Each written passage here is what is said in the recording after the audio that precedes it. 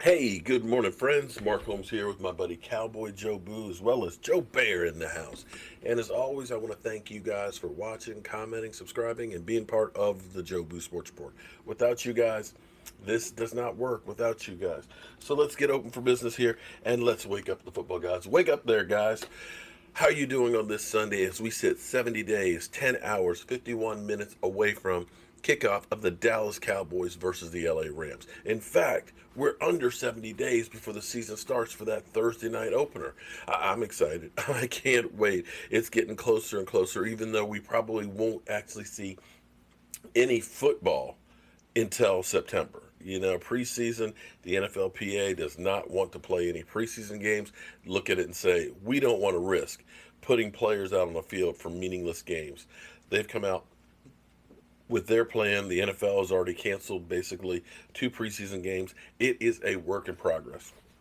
Another thing that is being worked with, Oatly, the manufacturer of the face shields and stuff, has been working and developing full shields for helmets and things, and it may be one of those things that are required by players. They're also using the fabric that are used in the M95 masks to try and figure out ways of doing this stuff.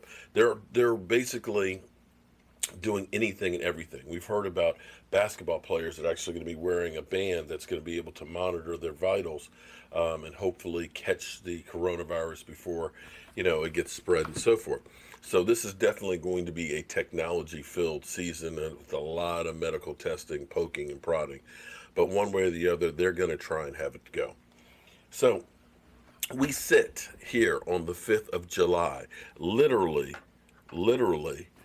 10 days left. 10 days left to get a long term deal done for Dak Prescott. Or he plays on the franchise tag. I know some of you guys are happy that, oh, yeah, that way we can just get rid of him and things like that. Well, let's not take the model of the Washington Redskins, the Kirk Cousins saga, and I don't in any way say that this is the same as Kirk Cousins because Kirk Cousins was never offered a long-term deal by the Washington Redskins. They basically said, we're just going to play you till we can't play you no more and screw you. And of which case they left him and they've been screwed ever since.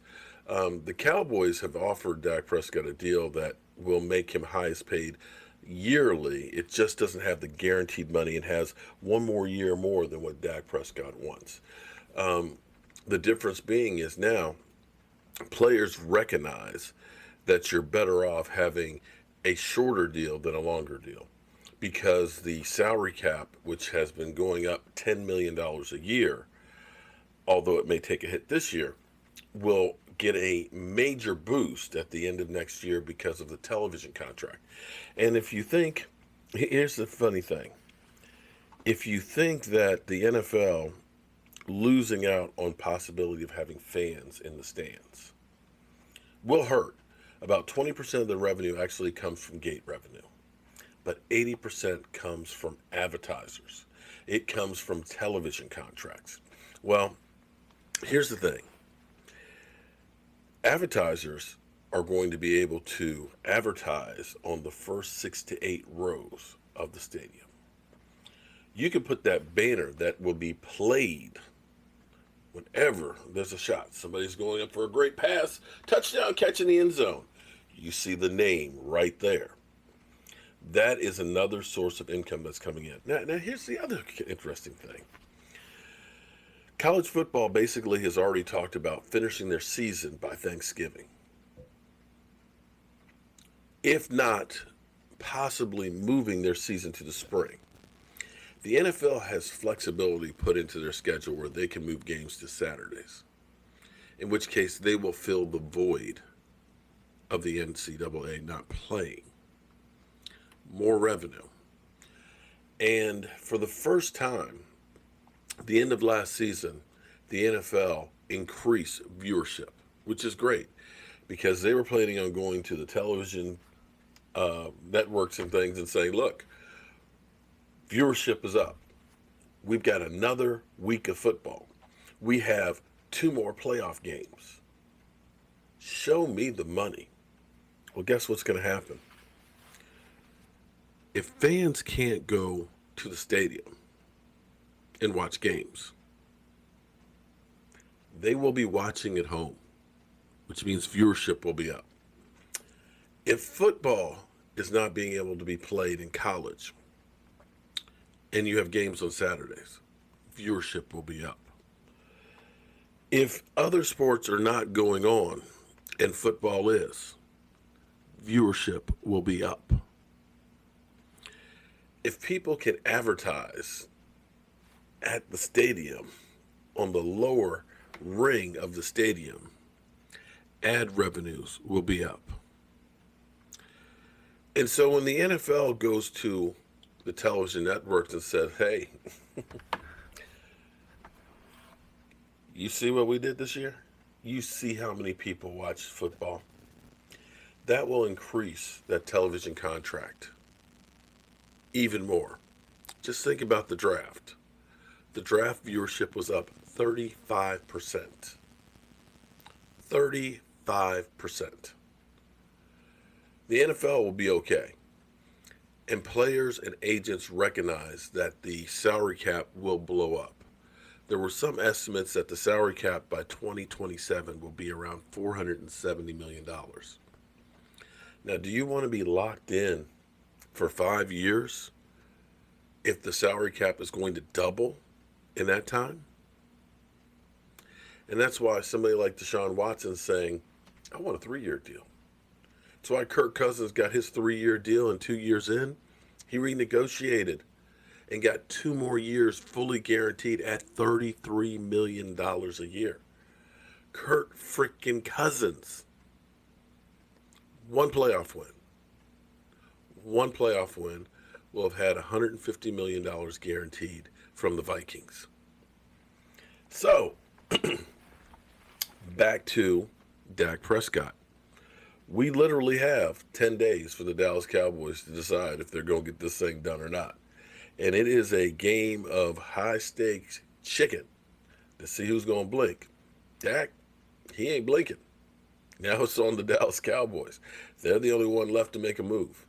Now, an interesting thing. It's almost comical because we have people that constantly trash players on the Dallas Cowboys. And it's almost amazing because you go through where Pro Football Focus, Pro Football Fantasy, and all these different things go through and get statistics. And it's amazing how not only Dak Prescott is always in most of these categories. It's funny you don't see like a Carson Wentz in there that often.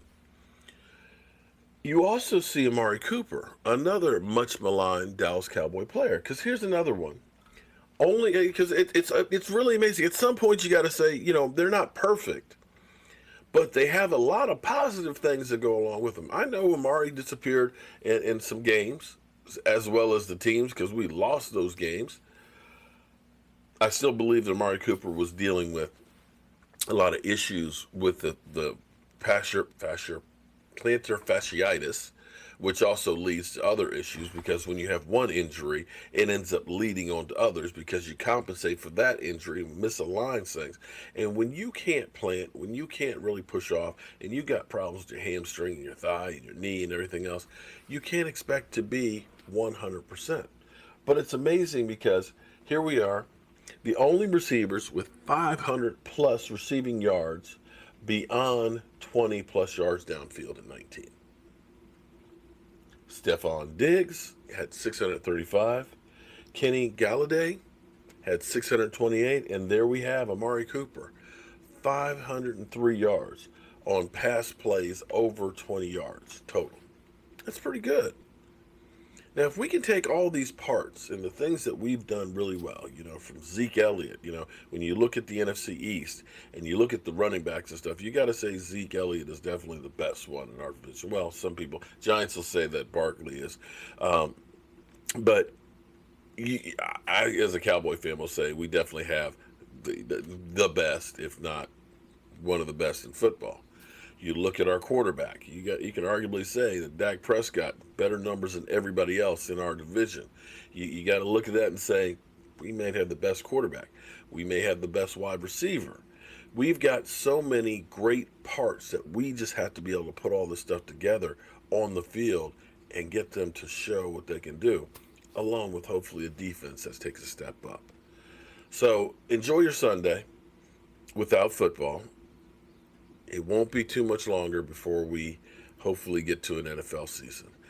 I'm going to go out and do a walk with Mama, trying to get my leg on and do some work in the workshop and stuff. And as always, I want to thank you guys for watching, commenting, subscribing, and being part of the Joe Boo Sports Report.